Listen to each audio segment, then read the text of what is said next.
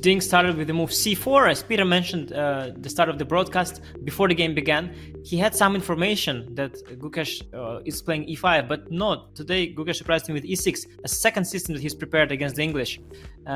Ding, after some thoughts, opted for bishop g2 setup, and Gukesh had something ready with d4.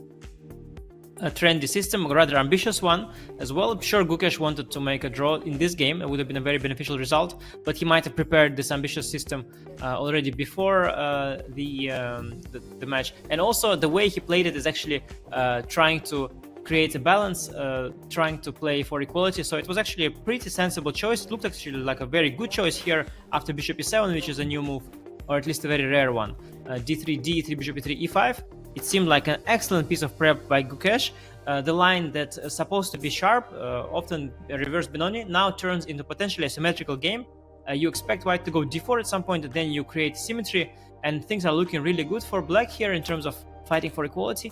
But Ding saw it much deeper, and somehow, without even being prepared with the engine preparation, Ding over the board appears to have played really well. He started playing around this d4 idea, not rushing it just yet. Rook e1, a very useful move.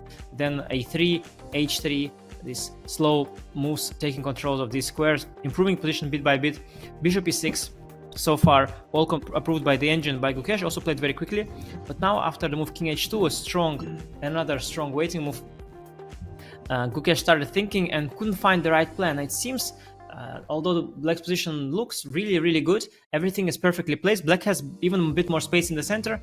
But black's pieces have already found their best squares, and it's hard for black to improve the position, while white has plenty of ways. And as soon as white gets the rook on the d file, d4 will become a much stronger idea than it is now. So Ding postponed this strategic idea of d4, and here somewhere Gukesh started going wrong, because he probably should have done something concrete, something strong. But with these slow moves, he lost the momentum. Knight d4 was probably the plan, after which Ding has seen this incredible resource with rook h5. Now d4 pawn is falling, the rook on h5 is out of play often, but here is somehow just fine. So this was a big issue in Gukesh's intention, and after missing this, it was hard for Gukesh to make sense of his position. He tried rook e8 and bishop f5, slowing down d4, but d4 is still coming after rook d1, knight d7, queen d2.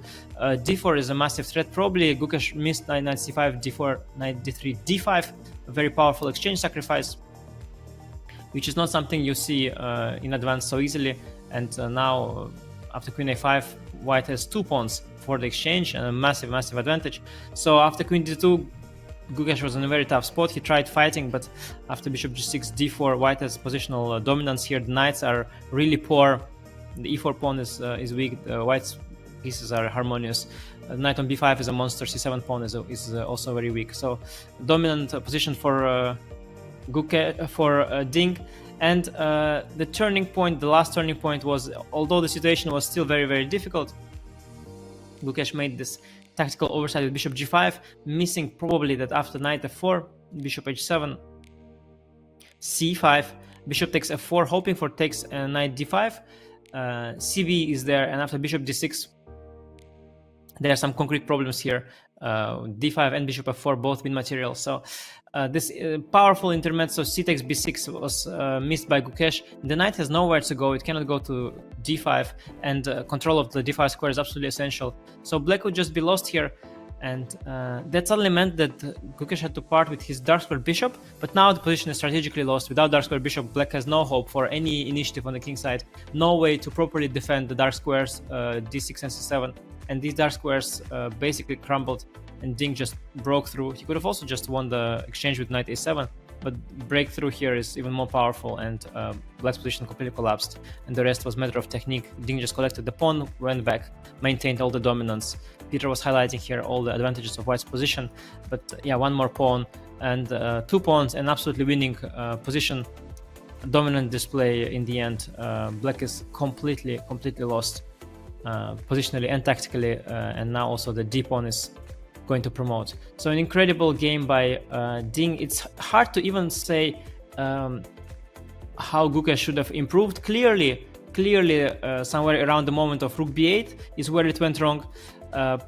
probably Gukesh had to should have recollected his prep better here, because it seems the position was actually deceptively tricky for him, and with just few moves that seemed natural, few slow moves, he was already in massive trouble, and from here on already just went downhill. So an incredible game by Ding, and one for Gukesh to forget, and the match is tied again now.